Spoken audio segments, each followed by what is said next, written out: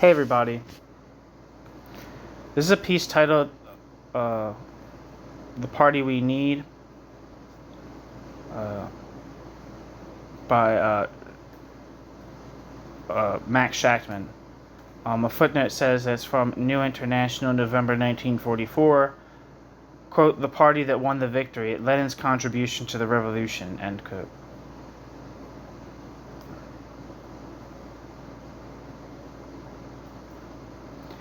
This is from a section titled of the Fate of the Russian Revolution, Lost Texts of Critical Marxism, edited by Matgamna. The section is titled that this piece is coming from is titled "The Other Trotskyists," and there's a little introduction here to the section, so I'm going to read that too. It's only like a paragraph.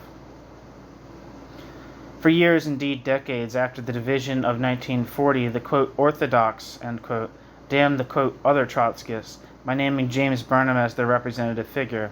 In fact, they had distanced themselves from Burnham even before the split and parted ways with him conclusively a few weeks after it. In 1956, Burnham would offer his help to an attempt by the government to keep Shachtman's group, then called the Independent Socialist League, on the state's official list of quote subversive organizations. The quote other Trotskyists end quote reaffirmed Bolshevism and the politics of the Russian Revolution against Burnham, and against what they saw as the stultified, quote, bureaucratic conservative, end quote, notions of the, quote, orthodox.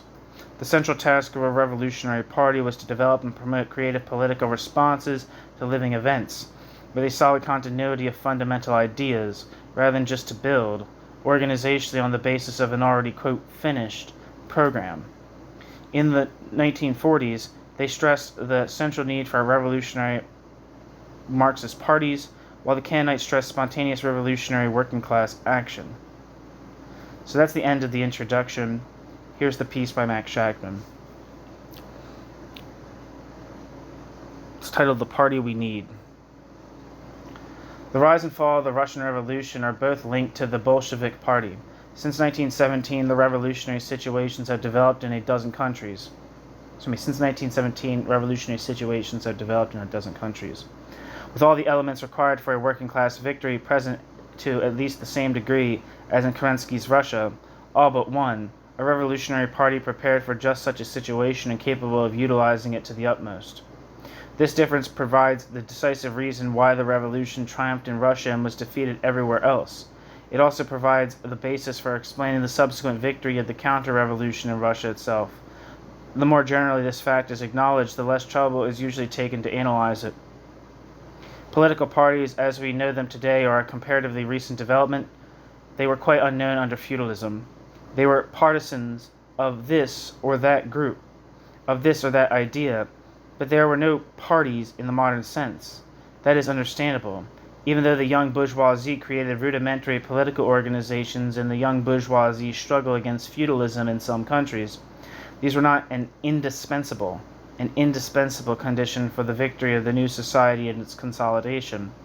The revolution against feudalism and the socialist revolution against capitalism are alike only in that both bring a new class to power and organize a new social system. In every other respect, they are fundamentally different. The bourgeois revolution takes place with the elements of capitalist economy already developed within, coexisting with and constantly transforming feudalism itself. The revolution consists fundamentally in undoing the feudal shackles on the existing and growing capitalist organisms. Its task is not so much to, quote, establish capitalist relations as to liberate capitalist relations from their freest unfoldment. The proletarian revolution does not find the socialist economic forms or relations at hand. All that dying capitalism provides it with, no trifle to be sure, is a tremendous economic machine, the socialization of production, and a modern working class capable of reorganizing society. Socialism itself does not exist. The revolution must create it, establish it. The bourgeois revolution need not necessarily be carried out by the bourgeoisie itself, that is, by the bourgeoisie as a class. The bourgeois revolution need not necessarily bring the bourgeoisie to political power. The basic requirements of this revolution are fulfilled when the main feudal shackles upon capitalist economic relations are broken. This can be accomplished by the bourgeoisie, but it can also be accomplished without the bourgeoisie and even against it. It can be carried out by the plebeian masses, with the bourgeoisie taking over power only later on by means of a counter-revolution, or it can be carried out quote, from above, in the Bismarckian manner, by the aristocracy, by feudal and semi-feudal lords themselves. The bourgeoisie can maintain and consolidate the social system peculiar to it, and nevertheless share political power with the outdated classes. It can even be cheated of political power by the latter. What is more, it can remain itself in its dying day, without necessarily destroying all, quote, residues of feudalism. In fact, in vast territories of the world, its continued power is based precisely upon the preservation of pre-capitalist economy. For the bourgeoisie, it suffices that its economic system predominates. The proletarian revolution, on the contrary, cannot be made by any other class but the proletariat itself, inasmuch as only the proletariat is capable of establishing the socialist society which is the only aim of this revolution. The first and absolutely indispensable condition of this revolution is, quote, to make the proletariat the ruling class to establish democracy, end quote. The bourgeoisie, on the basis of already existing capitalist economy, strives for political power. The proletariat, on the other hand, must first conquer, quote, its political supremacy in order, by degrees, to wrest all capital from the bourgeoisie, end quote, and then organize socialist production. Capitalism, the capitalist state, these are conceivable without the political power of the capitalists. The very beginnings of the transition to socialism, however, are inconceivable without a workers' state. Quote, this meaning the proletariat organized as a ruling class, end quote. The bourgeois revolution is not necessarily the conscious revolution of a class. It is carried out with a false ideology, or to use the term in its original sense, simply ideology. Its victory over feudalism is assured by its fundamental nature. That is, the predominance of capitalist over feudal property is assured to the former by the, quote, superiority of its productive methods, end quote. Capitalist production takes place, grows, goes through crises, declines, as a natural economic movement, regardless of will and in defiance of plan. The economy is automatically renewed, be it on a higher or lower level. The proletarian revolution, on the contrary, cannot but be a conscious revolution, purposeful, planned, prepared, organized, timed. It does not have the automatic character of the bourgeois revolution. The transitional economy through which the revolution moves to socialism, above all if the revolution is surrounded by a predominantly capitalist world economy, is not automatically assured of a unilateral development to a classless society. Until the, quote, administration of things can replace the, quote, administration of men, the socialistic character of the new economic relations depends entirely on the proletarian character of the state.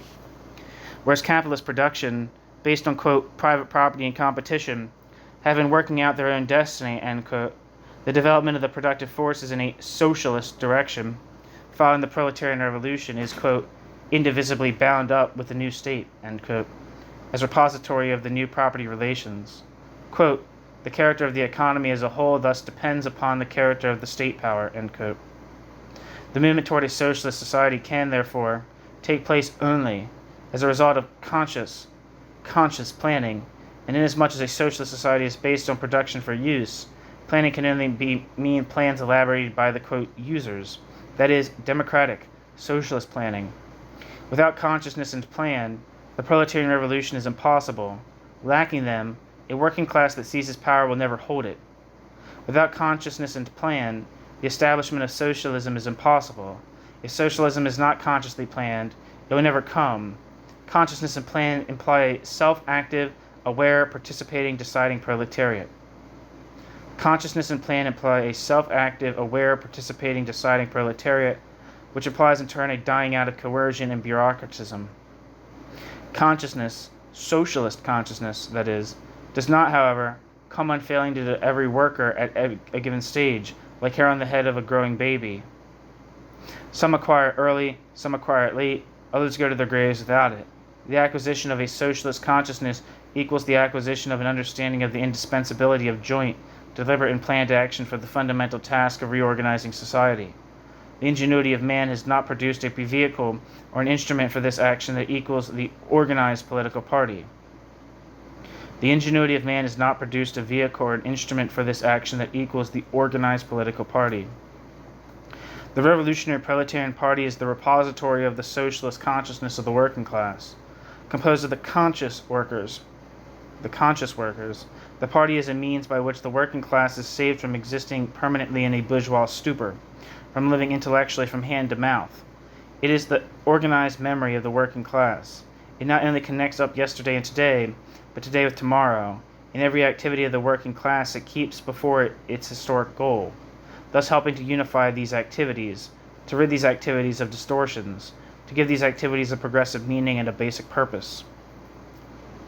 Of all the great contributions made by Lenin, none was as vitally important as the theory and practice of the revolutionary working class political party which he evolved. It is true that the elements of Bolshevism as a party, Bolshevism without a party means nothing, are to be found in Marx. But Marx did not and could not work up these elements into the rounded, systematized, theoretically motivated, and practically tested whole which they became under Lenin's leadership.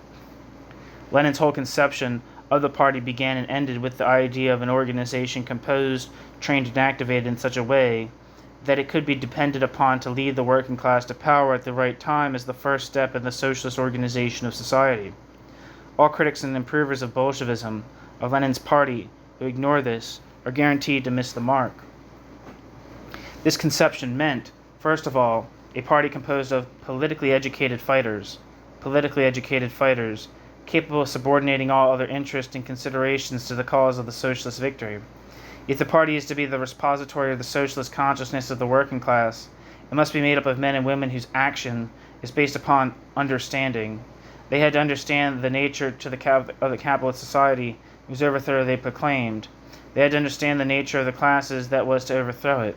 They had to understand the means, the strategy and tactics by which it was to be overthrown. Lenin's party was the best educated political organization in the world. The Bolsheviks were intolerant of theoretical sloppiness, towards inattentiveness or neglect of theory. They are absolutely merciless. Lenin's quote, "Without revolutionary theory, no revolutionary practice," end quote, was an organic concept with them.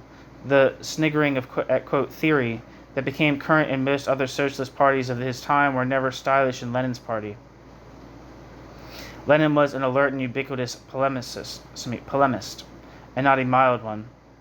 His polemically harsh and even violent language against adversaries used to shock and still does the delicate sensibilities of bourgeois and petty bourgeois politicians who consider it perfectly normal, however, to have the ruling class answer their, quote, critics with police clubs and prison sentences, to say nothing of disposing of, quote, arguments by slaughtering millions of, quote, opponents in a war.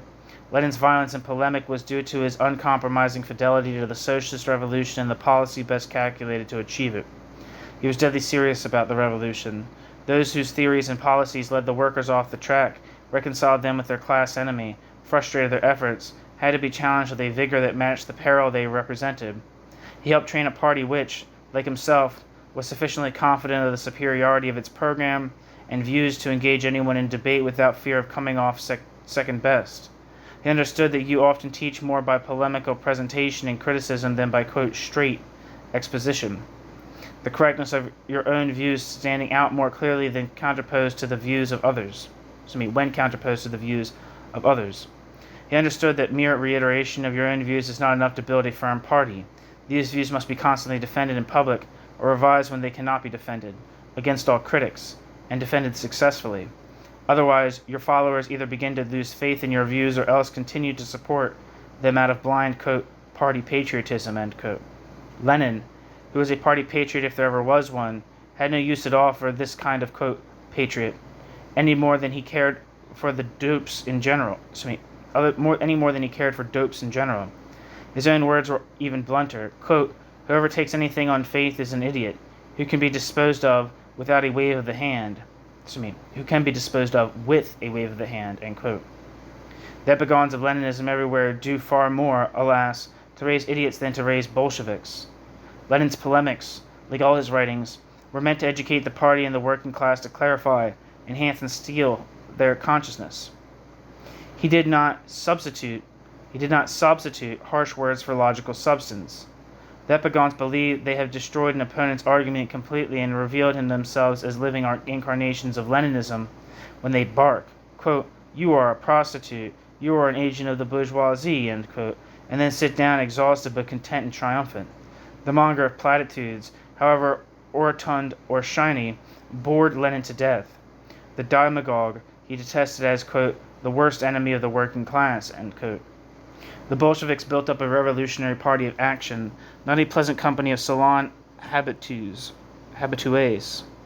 dilettante socialists, or hair-splitting debaters. Their party was not a debating society, but a fighting army which had bloody battles to engage in a world-renovating victory to win against the most powerful and deadliest enemy a class ever faced. Add to this the special circumstances of existence under Tsarist autocracy, and it is easy to understand why the Bolshevik Party was and had to be strictly centralized and disciplined. The right-wing socialists, especially of Western Europe, who never envisaged battles or revolution, who looked forward to capitalist society gradually filling up with socialism by painless osmosis, shrank from Lenin's conception of centralism and discipline. The only discipline they wanted enforced was against the, quote, ultra-leftist madmen, end quote. But Lenin, who understood to perfection the class enemy, its power, its savage capacity for self-preservation, its desperate unscrupulousness, knew that the revolutionary party challenging the enemy for nothing less than all power itself would have to be a party of steel, discipline tested and retested, its ranks and program constantly checked for weakness, its fighting capacity kept at a high pitch. What other conceptions of a party can you have if what other conception of a party can you have if it is the socialist revolution you really aim for? A revolution that has not proved to be as easy as rolling off a log. Take, for example, our own socialist party in this country. Examine it from this standpoint and see why we cannot take it seriously, assuming that anyone else does. Pretty near anybody can be a member, except a real revolutionist. These are expelled. Anybody can put forward pretty near any view he wants to in public, except, again, a real revolutionist. The party can adopt one position on a vital question, but the party leader, not caring particularly for this position, can put forward one of his own, even if it is the diametric opposite of his party's official stand. Pretty near any member can act as he pleases in the labor movement, follow whatever policy his heart and mind dictate, whether or not it conflicts violently with the policy followed by his fellow party members in the same union or even with that officially advocated by his party. His party obligations are microscopic. He can attend meetings or not. If he drops into party headquarters once a month to exchange the time of day with the other boys, he is not frowned on particularly. If his, quote, party life, end quote, takes up 2 hours a month and the rest of his life is devoted to the bourgeois world, that is not a very black mark against him. A fine, democratic, and never so non-fanatical a party. Of course, it never can and never will carry out the fight for socialism. It can never lead the workers in any serious struggle. In exchange, however, it offers these advantages over Bolshevism. A worker who wants to know, quote, where do you, the Socialist Party, which wants to lead me, to have my support, stand on this or that vital question on the class struggle, end quote, can always get his choice of half a dozen answers, each enjoying equal standing and validity, i.e. 0. A worker who wants to join the party need commit himself to nothing more serious than paying his dues, yawning over the pages of the party paper, and voting quadrennially for the party's, quote, standard bearer, end quote. Joining the Bolshevik Party meant becoming a soldier in a revolutionary army. It meant discipline and centralization of efforts. It meant the ability to say, my party has this clear-cut policy, that clear-cut program, this answer to this question, this answer to this problem, this is what it proposed to do about this situation, this is what it calls upon the people to do in that situation. If you agree with my party, support it, join it. My party means business. It is serious. It doesn't fool around with the interests and struggles of the working class. It calls upon labor to act as one man, and it sets an example of how to act like one man. In the last 20 years, there's been so much intellectual devastation in the revolutionary movement that Lenin's views on this point have been twisted and deformed beyond recognition. His insistence on discipline in action, has been made to read discipline in thinking. His abhorrence of a, quote, debating society, end quote, which he contrasted to a party capable of discussing policy thoroughly, coming to a decision by majority vote, and then unitedly executing the policy, has been made to read, quote, no debates, end quote, in the party. The rich, even tumultuous intellectual life of the Bolshevik Party, for which there is no parallel anywhere, the continuous passionate and passionately interesting, and fruitful discussions of basic as well as topical questions which characterized it, the wide freedom of viewpoint which always prevailed in it as a matter of course, not as a magnanimous bureaucratic dispensation once every 2, 3, 4 years, and even the freedom of political groupings and factions. All this has been wiped out by the not very sedulous apes of Leninism, and its very opposite consecrated. Leninism, it now seems, boils down to this: we are rough and tough, we are hard people, we spit bullets, shut up, stop thinking, end debate, don't even start it. We know best, our program is finished, amendments not admitted, etc., etc. A party built on these, quote, principles of Leninism, end quote, will do no more to bring about the socialist revolution than Norman Thomas's laissez-faire, laissez-aller party. With the breaching of the World Capitalist Front in Russia, we have had, as Trotsky often noted, no lack of revolutionary situations. There has likewise been no lack of revolutionary initiative by the working class, resourcefulness, epic heroism, and repeated demonstrations that it is ready to extirpate the plague-consuming civilization. This has showed that capitalism is doomed, inasmuch as it can no longer maintain peace, order, and social equilibrium, and that the force called upon to dispatch it is irreplaceable. All that has been and still is lacking is, a party of the Leninist type, not an artificial copy of the Bolshevist party, but a party of that type, built and schooled in the same way. Having one, the Russian proletariat was able to accomplish more than anyone had a right to expect of the working classes of any one country, and of a backward country to boot. Having lost it, the Russian proletariat lost all its revolutionary achievements. That it lost its party is not due to that mysterious, quote, fundamental defect, end quote, in Bolshevism, which its critics have yet to explain to us, but to the fact that the working class of the advanced countries failed in time to build parties like it and remained under the domination of the anti-Bolshevik parties of labor. With this loss, the center of revolutionary gravity is shifted further and further to the west.